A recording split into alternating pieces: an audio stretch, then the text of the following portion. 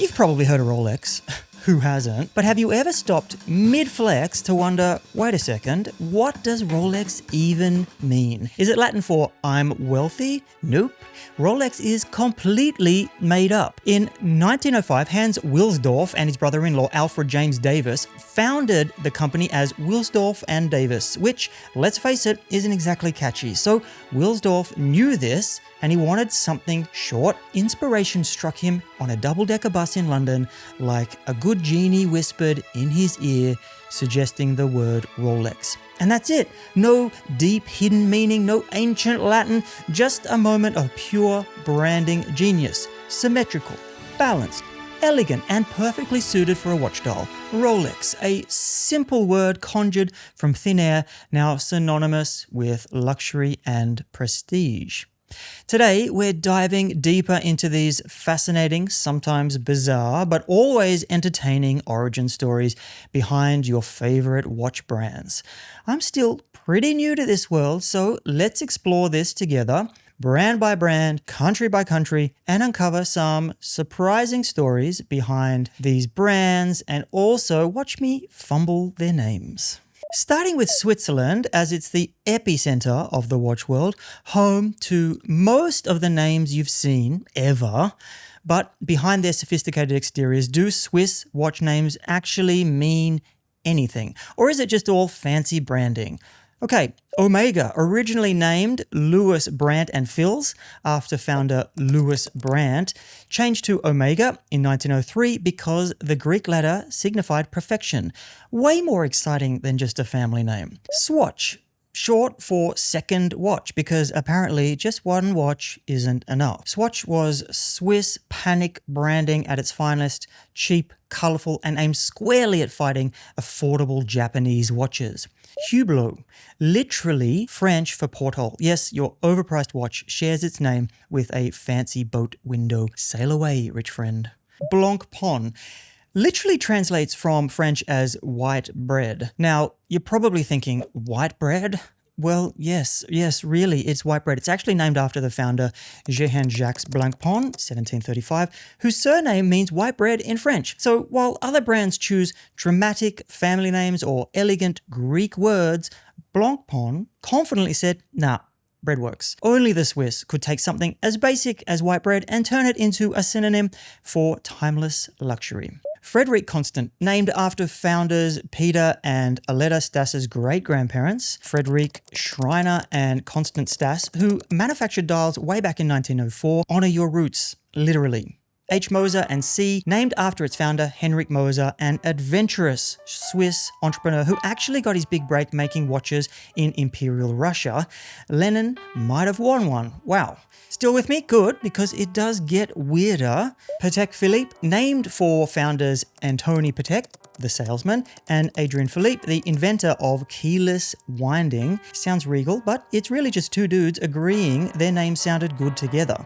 History's most lucrative bromance, if you ask me. Audemars Piguet, named for founders Jules-Louis Audemars and Edward Auguste Piguet, childhood friends who decided watches were more fun than farming. Their names just happened to sound aristocratic enough to sell expensive wristwatches. It's a really nice coincidence. Tag Heuer, originally just Heuer, after founder Edouard Heuer. They later added Tag, Techniques d'Avant-Garde, after an acquisition because nothing says fancy watch like three French words nobody fully understands. Longines, named after the place it was founded. Les Longines, meaning the long meadows. It sounds poetic, but essentially they named it after a grassy field behind the founder's house. IWC Schwaffenhausen, short for International Watch Company, founded by an American Florentine Aristo Jones in Schwaffenhausen. He literally picked the most straightforward name imaginable, International Watch Company. Job done. Tudor, originally registered by Rolex founder Hans Wilsdorf under the awkward name of Veuve de Philippe Hutter, thankfully changed to Tudor in 1930s because simplicity and royalty sells better than tongue twisters. Breitling, named for Leon Breitling, who started the brand to make precision timers for pilots. And it sounds aggressive and dramatic, but Breitling was just a Swiss guy obsessed with precision and aeroplanes. GP, Gerard Perregaux. Another surname mashup, Jean-Francois Butte, founded the brand, but Constant Girard married Marie Perregaux and combined their surnames into a legendary watchmaking brand. Romantic or marketing brilliance, you decide. Just like how I'm saying it. Zenith, named after the highest point in the sky, symbolizing excellence, simple, direct Swiss, like an alpine peak or really good cheese. Richard Mille, named straightforwardly after its founder, Richard Mille, decided watches should cost as much as sports cars. The name screams expensive, probably because Richard Mille himself said, yeah, let's just go with my name. It sounds rich. Frank Mueller, named directly after founder Frank Mueller, who modestly proclaimed himself master of complications, the Kanye of watchmakers, basically. Piguet, named for Georges Edouard Piguet, originally a small movement supplier to bigger brands, before realizing that his name alone could justify luxury level pricing. Confidence pays off, people. Jaeger LeCoultre, I know I'm murdering it. Originally separate brands by Antoine LeCoultre, was an inventor. Edward Jaeger was a watchmaker and they collaborated. They loved their combined surnames and hyphened them permanently. Oris, named after a small brook near Holstein, Switzerland. Why? Because water flows, time flows. It sounded Swiss. Okay, good enough. Epos, Greek word for epic story, chosen by Peter Hoffer in the 1980s to revive James Orbert's old 1925 brand, an epic way to remind everyone that your watch has heritage without explaining it again. Ulysses Nardin, named straightforwardly after founder. Breguet, named after Abraham Louis Breguet, the godfather of watchmaking, who invented the tourbillon. No gimmicks, just eternal respect. Chopard, named after Louis Ulysses Chopard, who started making watches at 24. Chopard just sounds like something expensive you mispronounce in a boutique or on a video. Boehm and Mercer, another mashup. Surname William Boehm, the watchmaker, and Paul Mercer, the businessman, teamed up to create affordable Swiss luxury classic double act. Doxa, named after the Greek word doxa, meaning glory or reputation, famous for boldly colored dive watches built to withstand deep water adventures, because nothing says diving credibility like strapping bright orange glory to your wrist. Rado, from Schulp & Co. to Rado because it was short, sounded futuristic, and could easily fit on a dial. Pure Swiss branding logic. Mont Blanc, technically German-owned but Swiss-made, founded originally as Simplo Filler Pen Company in 1906, making pens, not watches. It was renamed Mont Blanc after Europe's highest mountain to clearly symbolize peak excellence. Hamilton, originally named after James Hamilton, famous for precise railroad timekeeping and military watches during World War II. Today, Swiss-owned, but forever quintessentially American. Certina started as Granda, short for Granicus, the Latin word for Gretchen, Switzerland, later clearly renamed Certina from Latin, certus, meaning reliability, simple Swiss, certain, because subtlety is overrated when your name can literally translate to, we guarantee this thing won't break. Maurice Lacroix, created from the name of an executive at parent company Desco von Schulthess, in the 1970s, there was no actual watchmaker named Maurice Lacroix, just a conveniently fancy-sounding Swiss name chosen to sell affordable luxury. Pure Swiss branding genius, if you ask me. Squale, named after the Italian word for shark, famous Swiss dive watches with serious underwater credibility because nothing clearly says we dive deep, quite like naming your brand after nature's most intimidating swimmer. Ever wondered if there's more than just Rolex and Omega? There's a rapid-fire list of niche Swiss watchmakers you probably haven't heard about. First up, Formex, short for Form Extreme, basically Swiss for our watches look cool and tough. Norquain, a catchy mashup of Nord and quality and adventure. Sounds like a Swiss hiking ad, and honestly, we dig it.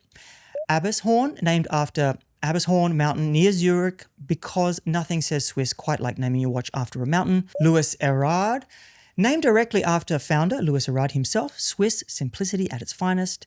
Zeno watch, Basel, inspired by Greek philosopher Zeno of Citium. Zeno means divine gift, humble flex, Switzerland.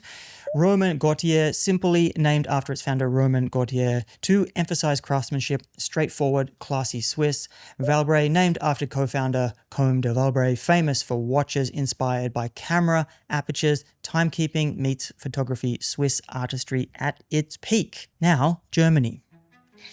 If watches were cars, Germany would be building luxury sedans, quietly, elegant, meticulously precise, no unnecessary bells or whistles. Unsurprisingly, their brand names follow suit.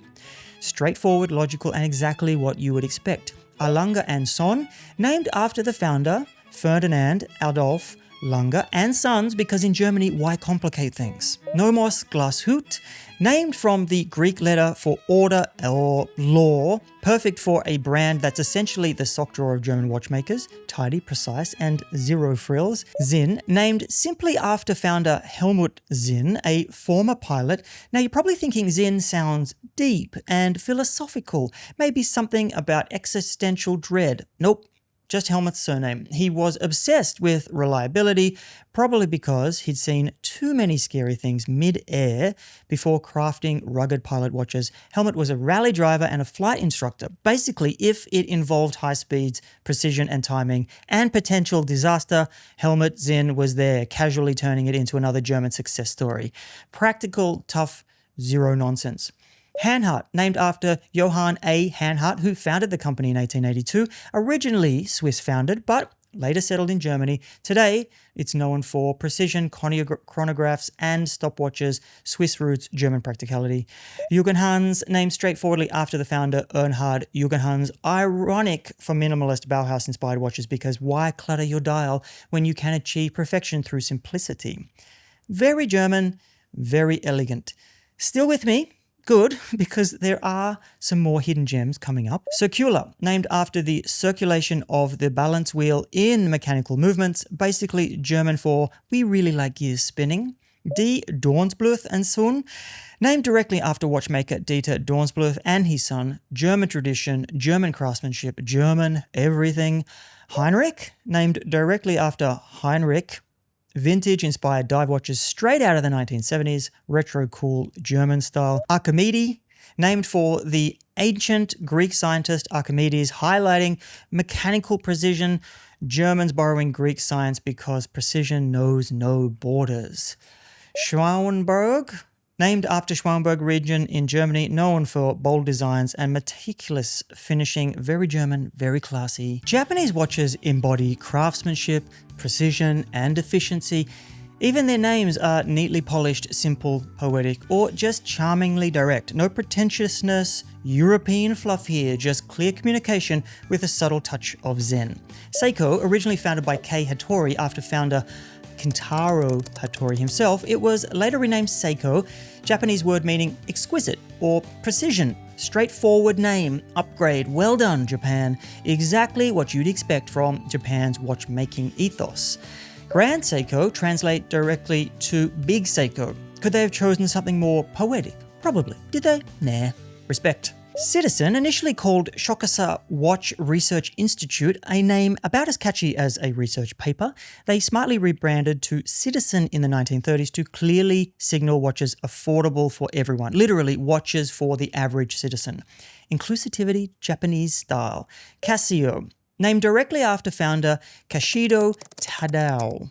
Now, you're probably thinking Casio, the calculator watch brand beloved by nerds, hipsters, and Marty McFly wannabes. Yep, that Casio. But did you know that founder Kashido Tadao didn't start with watches at all? In 1946, just after World War II, him and his brothers made a small but ingenious invention called the Yubiwa pipe, a clever ring-holding cigarette letting you smoke hands-free, ideal for smoking, eating noodles, and reading the newspaper simultaneously. This is peak multitasking. After dominating the hands-free cigarette world, Casio pivoted to calculators in the 50s, then decided, hey, what if we put these calculators on wrists? And boom, the Casio watch was born, forever changing math tests and sci-fi films. Orient, named to evoke the idea of East.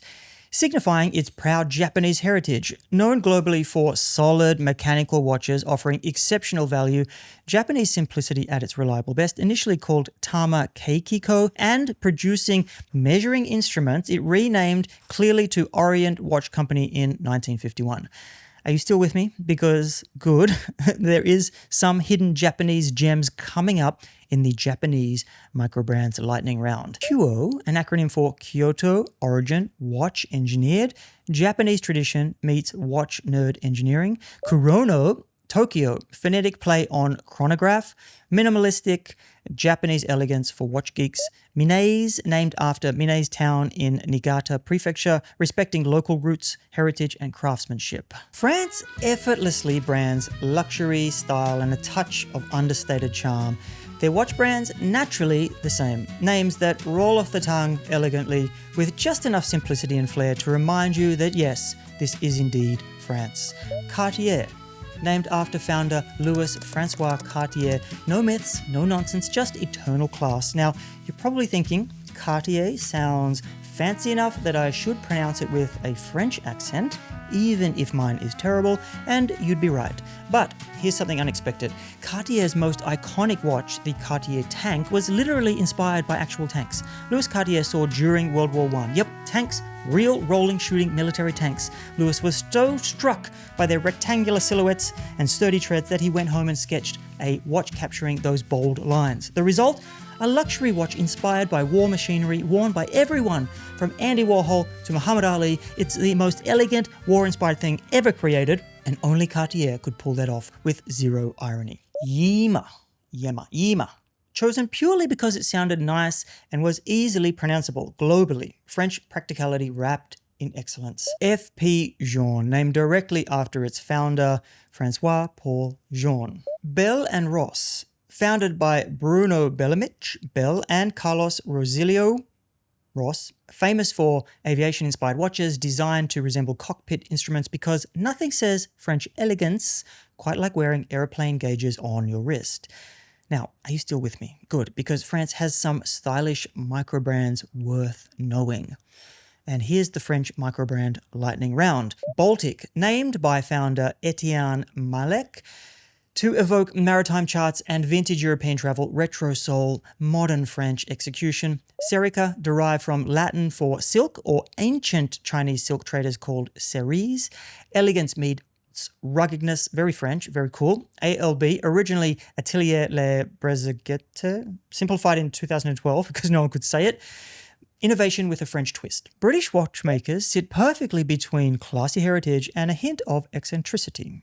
They're clearly quirky and clever and charming. British occasionally is baffling but always memorable. Bremont. You hear Bremont and you might imagine some stuffy old British lord sipping his tea and twirling his mustache.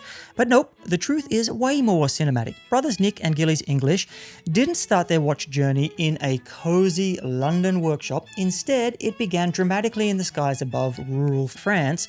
While they're flying their old 1930s plane across the French countryside, the engine failed, forcing an emergency landing in a farmer's field. Out runs Antoine Bremont, a kindly French farmer who not only rescues them from the wreckage, but also insists that they stay at his home, nursing their wounds with generous servings of wine and hospitality. The brothers never forget this heroically casual gesture. And when it came time to name their watch brand, they skipped predictable British surnames and honored their French savior instead. So Bremont, the quintessentially British watch brand, is forever named after a humble French farmer who turned a near disaster into one hell of a good dinner story. Christopher Ward, named literally after Chris Ward.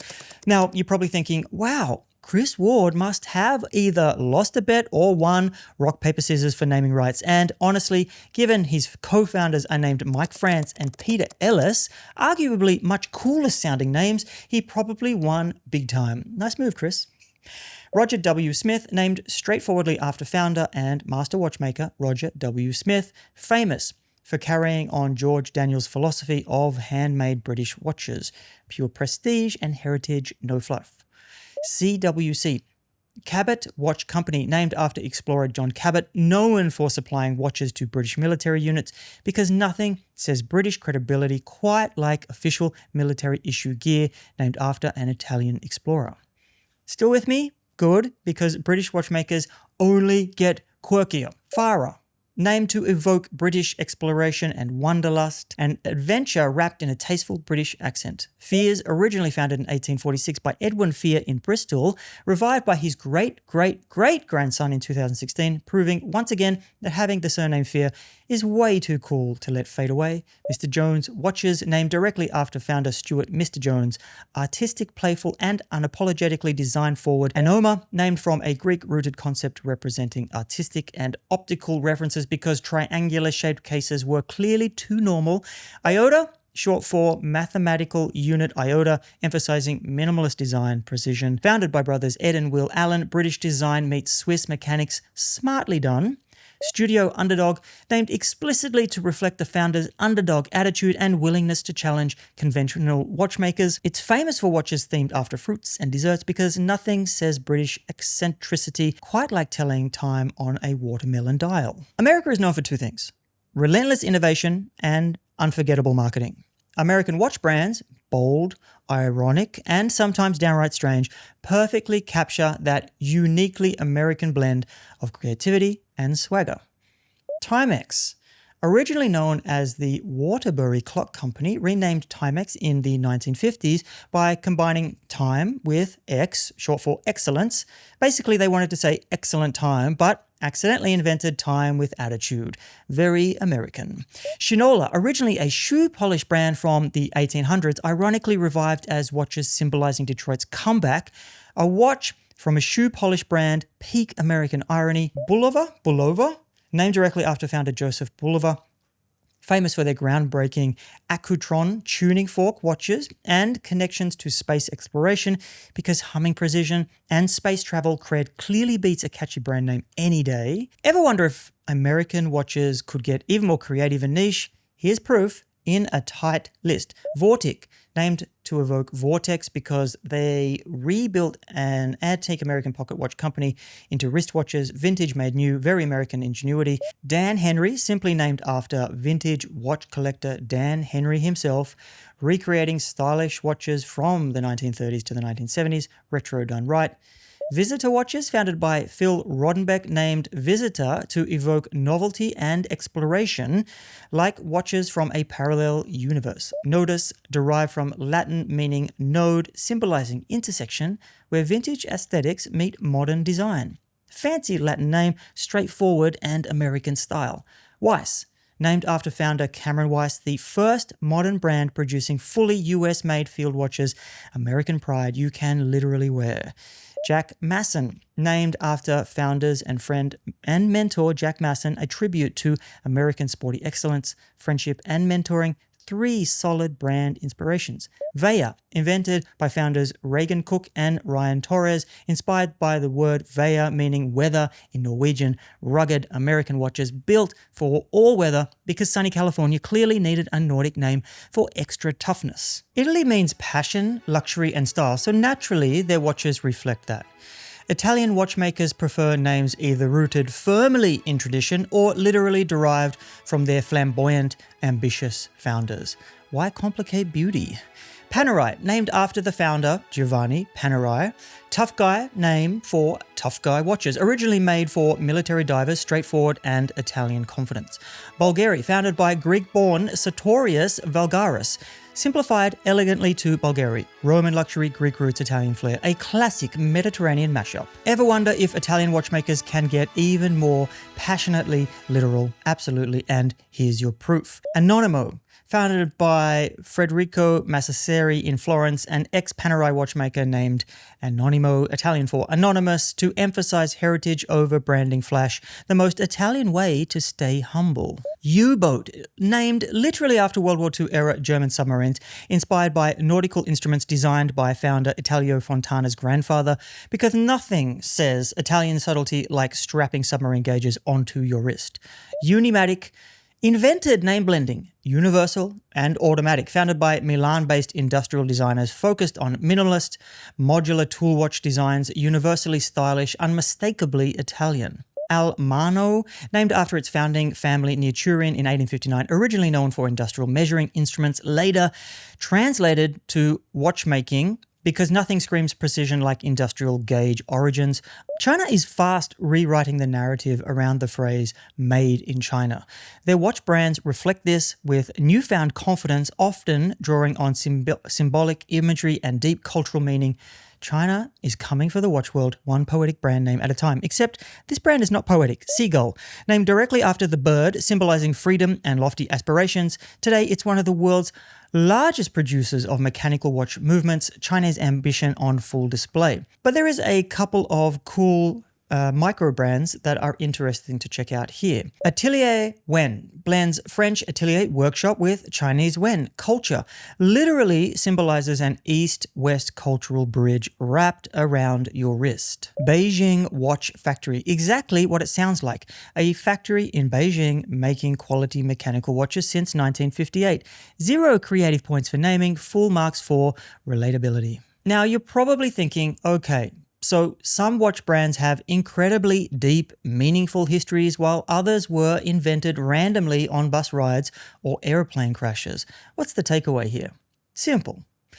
A watch's name doesn't matter nearly as much as the story it tells. Your story, whether it is a Swiss luxury masterpiece or a quirky micro brand that you've just discovered today. Did I miss anything interesting? Remember, I'm still exploring this too, so drop your knowledge in the comments, roast me on how I pronounce everything wrong. I genuinely want to know more. But if you're interested in how I got my first watch, check out this video here.